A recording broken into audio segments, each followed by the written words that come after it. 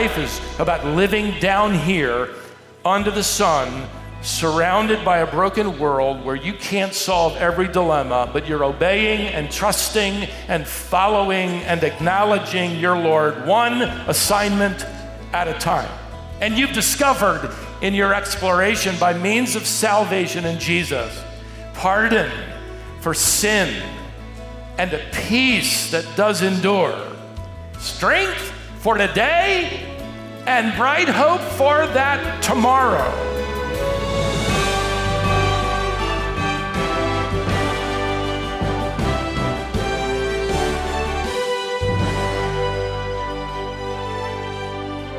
Do you ever feel as if life is a series of fleeting moments? A chase after things that slip right through your fingers? Solomon did too. In Ecclesiastes, he explores the empty pursuit of satisfaction and success, likening it to striving after wind. In his experiments with life's pleasures, Solomon learns that without God, even the best this world offers is as fragile as bubbles and as futile as chasing a chicken that will always be out of reach. But there's hope. Today you'll learn how God's faithfulness brings enduring purpose to your daily routines. I heard the retelling of a fictional story, a legend of a frog who went to the fortune teller to find out his future. He wanted to know what was ahead for him. He wasn't happy with his life, the way things were going, and wanted to know if things were going to get better. And the fortune teller did a little thing and then said to the frog, well, good news, there's a beautiful young lady in your future. She can't wait to meet you. The frog said, really? The fortune teller said, absolutely. She's fascinated by you. When you meet her, she's going to want to know everything about you. The frog could hardly believe his good fortune. That's not all. The fortune teller promised this beautiful young lady is going to pay incredible attention to every aspect of you. And the frog was so excited he could hardly breathe. Couldn't believe his future. He said, when will I meet this young lady? And the fortune teller said, next semester in biology class.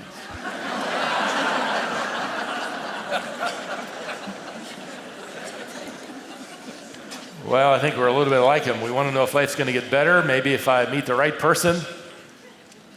Maybe if I get a little more attention. Maybe if I purchase something. Maybe if I have a little more education. Maybe if I have a little better connection. Maybe that will make my life more meaningful. If you're under the impression that it takes something more, take it from someone who had it all, and he came to the discovery that everything was not enough. We're studying his journal. If you're new with us this morning, I invite you, if you have a copy, to turn to his journal. It's entitled Ecclesiastes, and his name is Solomon. He introduces himself as the convener, the assembler, the preacher, the lecturer. Solomon has been taking us through a world of observation. We've been observing the world of nature. We've been observing human nature. And now he, in a summary statement, as he begins to wrap it up, he moves us from the world of observation into the world of experimentation, and he's going to track with that for chapter upon chapter. This is just sort of a summary statement. He introduces himself to us as a diligent explorer, and then a little later on in chapter 1 as a dedicated student. And I really only want to take time for the first of these two sections as he wraps this up. He's going to introduce himself as an explorer. I want you to notice the opening lines of verse 12. I, the preacher, he's writing autobiographically, have been king over Israel in Jerusalem. You could translate that, I've been king and I still am. And I applied my heart to seek and to search out by wisdom all that is done under heaven. I applied my heart is another way of saying I devoted my life. I devoted my entire life. To what, Solomon? To seek. It's the Hebrew verb for questioning, inquiring. to search out. It's the idea of excavation, exploration. The same verb is used, by the way, of the 12 Hebrew spies sent out to search out the land, to seek out, to look, to explore the land, the topography, the people, the strength of the armies of the land of Canaan. These spies are not just casually walking around, whistling, in the park. They're watching carefully. They're observing. They're recording. They're taking notes. Solomon is essentially saying, I devoted my life not to staying in the ivory palace. I was out on the streets exploring the human experience. I took notes. Throughout the rest of his journal, he's going to give us the sort of details. And you'll notice in verse 13 that Solomon says he is searching everything out by wisdom.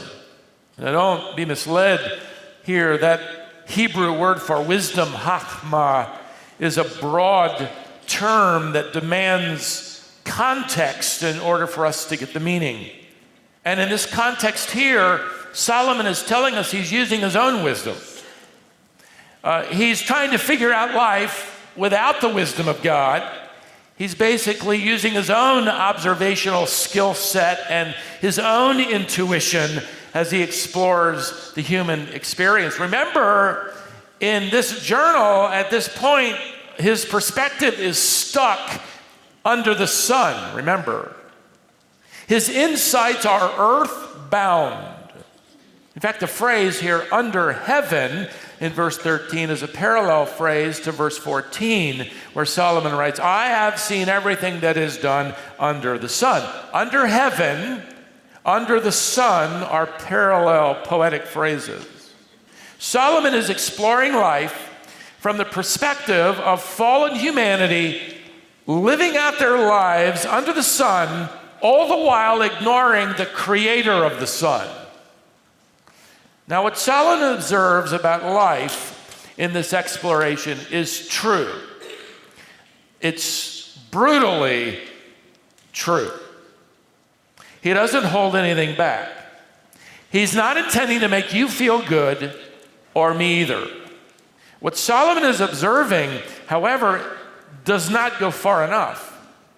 Because for chapter upon chapter, he stops under the sun and never looks above it until later on. So what did Solomon observe, according to his own observational skills, about humanity and the human experience? Well, he's going to make two discoveries. First, he's going to make this discovery, and let me put it in these words, that your occupation is an unfulfilling assignment from God.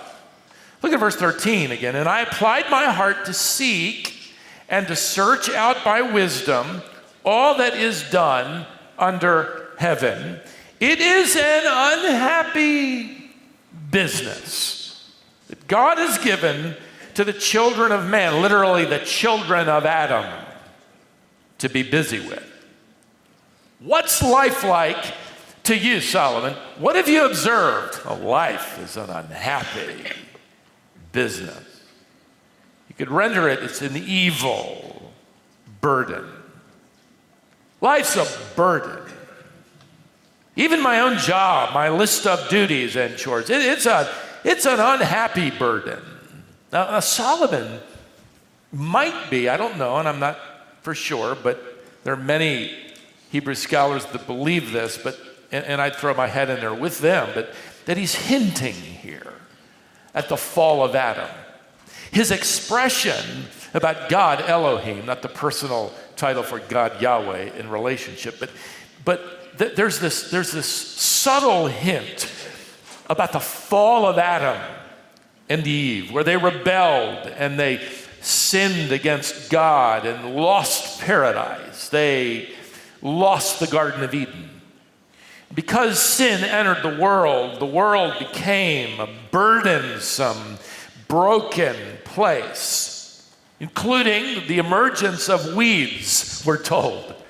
Genesis 3. The emergence of thorns and pain and anguish and sweat and toil and ultimately death because of the fall of Adam and that nature which we've received, that we prove we're just like him because we sinned also.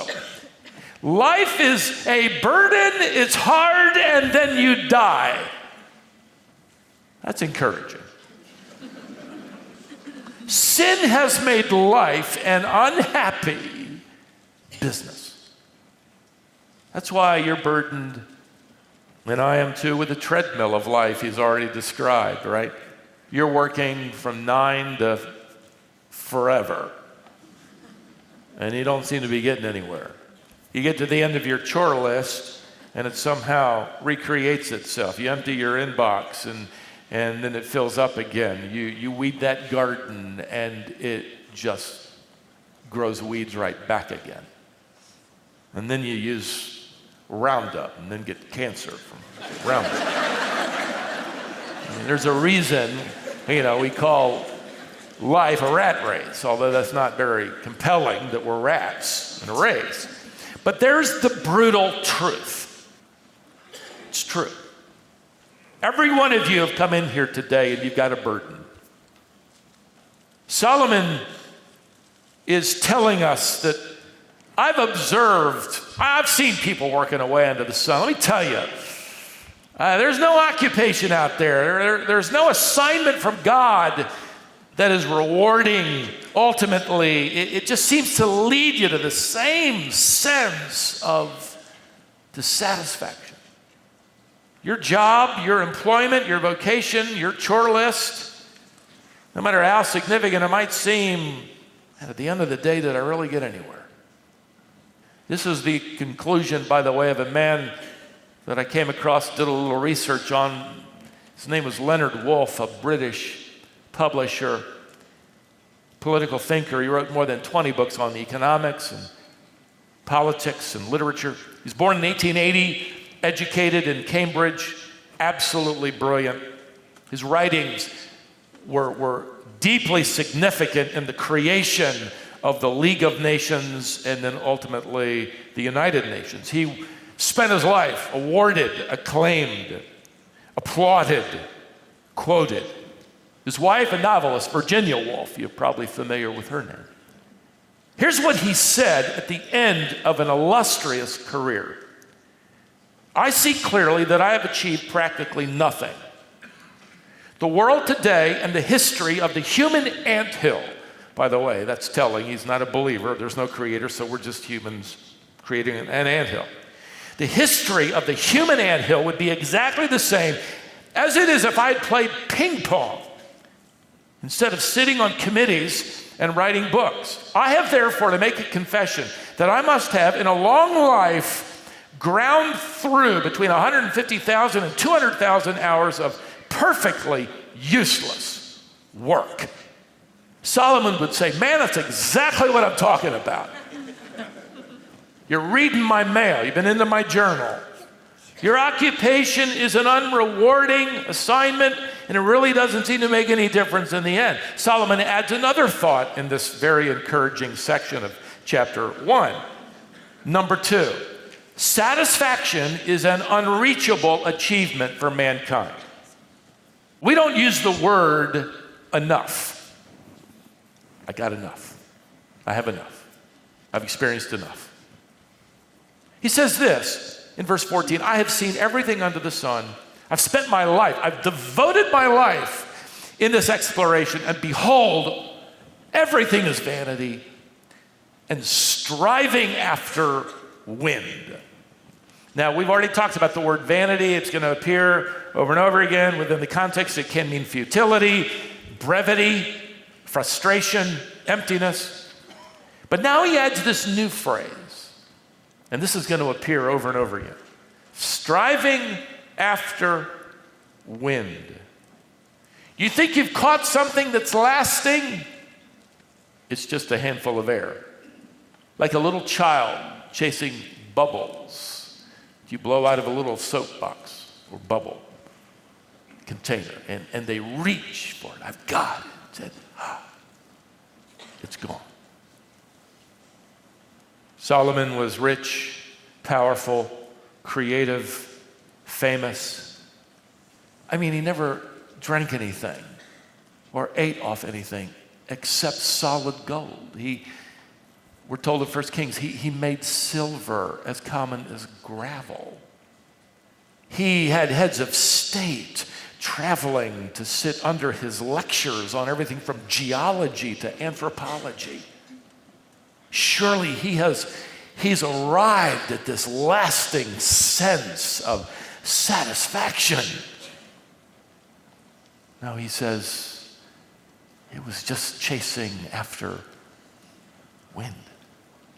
I mean, imagine, beloved, imagine going out after church. There's a busload of people getting off the bus out there in the parking lot, and they're running around with nets in their hands, and you stop one of the guys, what are you doing? And he says, we're catching air. What would you do? You would not call me or invite them to church. You would not say, oh man, he got another net. I want to join you. No, you'd run away. Can you imagine joining the human race that has their net out? What are you doing? We're chasing after the air. Oh man, I want to join you. We don't do that, do we? Who would ever want to join the human race? And doing what Solomon concludes is simply chasing after wind. Now, what Solomon does next is provide a proverb, and it will summarize what he's been observing. Look at verse 15. What is crooked cannot be made straight, and what is lacking cannot be counted. Now, let me break this proverb down into two principles. Number one, no matter how hard you try, there are dilemmas you can't straighten out. Now, the Hebrew word for crooked is a metaphor for sin, depravity. Solomon is observing a broken world, a broken human race with this bent toward sin, selfishness, immorality, pride, murder, lying, and on and on and on and on and on. And Solomon says, I've been observing this human race, this world, the children of Adam, who create, by means of their sinful behavior, one dilemma after another that you can't completely resolve. It's unfixable.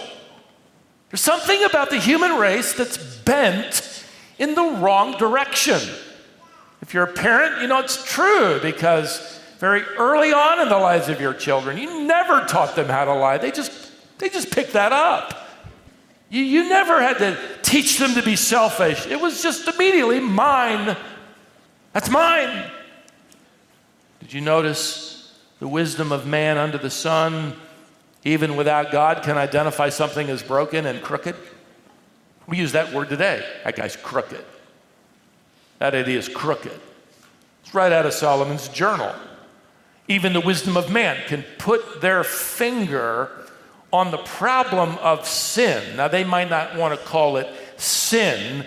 They might call it crooked. They might call it wrong. They might even tell you there's no such thing as right and wrong. You're just a leftover from the Victorian era. Well, go steal their car. I'm just using an illustration here. And they're going to say, well, you can't do that. That's wrong. Oh, okay. Our courtrooms are created because even apart from God, we know there are crooked people doing crooked things. And Solomon's telling us the truth. Because of our bent towards sin, we break things. We happen to live in a world that we're unable to completely fix. And the problem is the reflection in the mirror. Principle number 2, no matter how much you have, there are deficiencies you can't provide. Notice, and what is lacking cannot be counted. Those words lacking and counted are financial terms. Egyptian texts centuries old, in fact, have used these same words in economic contexts. So at the outset, no matter how much you have, you never come to the point where you say, I got enough now. I don't need a raise. Everything I now make, I'm going to give away. But you never have enough in there for that rainy day, that unexpected moment, that challenge, that difficulty. You never come to the point where you can count on having enough. Now, if you broaden this context, and I think that Solomon is because he's observing human nature as well, you will also find in yourself deficiencies. You let yourself down, or you're unable to meet the need of that hour. You don't have the answer or the courage or whatever it is. There is within the heart of every honest human being this sense of inadequacy, this sense of insecurity, this sense of insufficiency, this sense of frailty, this sense of inability. And anybody who would tell you that's not me, it's just bravado. It's just hot air. We're always lacking something. Solomon says, this is what I've observed in my exploration. Well, now, we can't close the book yet. Let me remind you that chapter 1 in Ecclesiastes isn't the rest of the story, is it? God didn't leave us alone here under the sun. We know from history what Solomon knew from prophecy. He was expecting, and we now have seen, the Redeemer who came on schedule, who was born under the sun. Jesus will toil as he joins the human race, and he will sweat under the sun. He will get hungry and thirsty and weary, and he will even have to pay his taxes under the sun. He will be unappreciated. He will be accused. He will be maligned. He will be crucified. He will die under the sun. But he rose again. And he now offers to supply what you and I can never come up with. We will always be deficient for the day. We will always be lacking and needy. Oh, but my God will supply what you truly need according to his riches in glory by Christ Jesus. Amen? Paul wrote that. Philippians 4:19. He can meet every one of our deficiencies with his rich deposit of mercy and grace. You don't have the resources to handle the pressures and dilemmas of life. That's true, but that's not the end of the story. You can stand strong in the power of his might. Ephesians 6:10. We don't have a remedy to fix everything that's broken, but we do have a Redeemer who shed his blood so that he could, by that life-giving sacrifice, offer to us what is ongoing cleansing. He continually cleanses us from sin. That is, he never stops cleansing. That cleansing flow never ends. 1 John 1:7. In the meantime, by the way, those who believe in Jesus and trust in him alone, he does something else. He gives your assignments.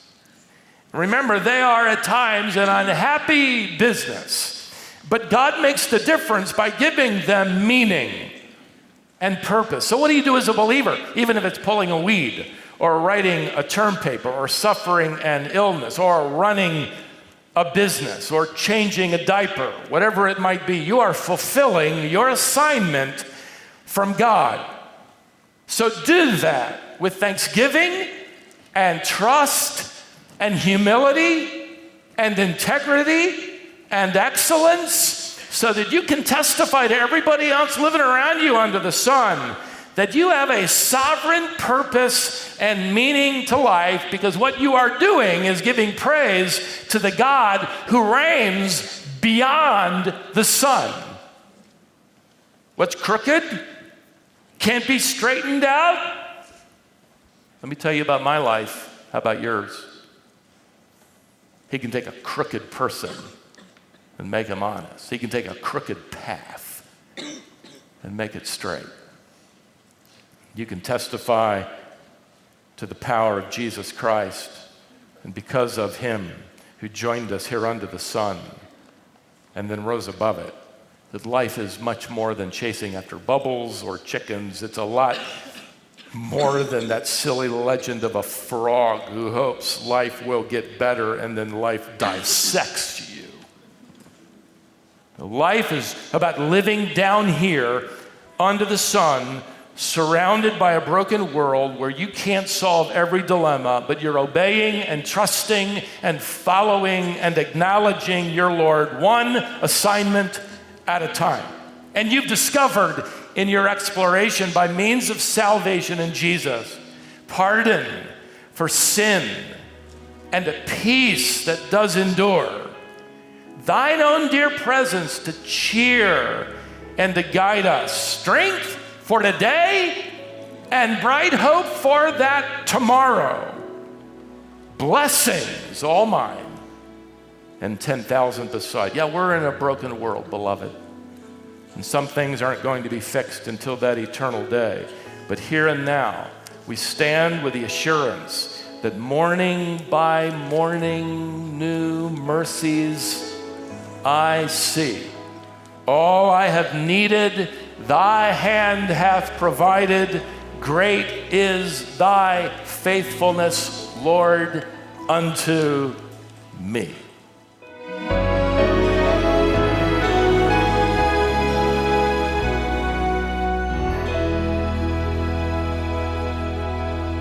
That was Stephen Davey, and this is Wisdom for the Heart. Today's message is called Chasing After Bubbles and Chickens. We're surrounded by a world of brokenness, where what's crooked can't be fully straightened, and what's lacking can't be fully counted. But with Jesus, your life has a divine purpose that goes far beyond any temporary success or satisfaction. Want to learn more about our ministry?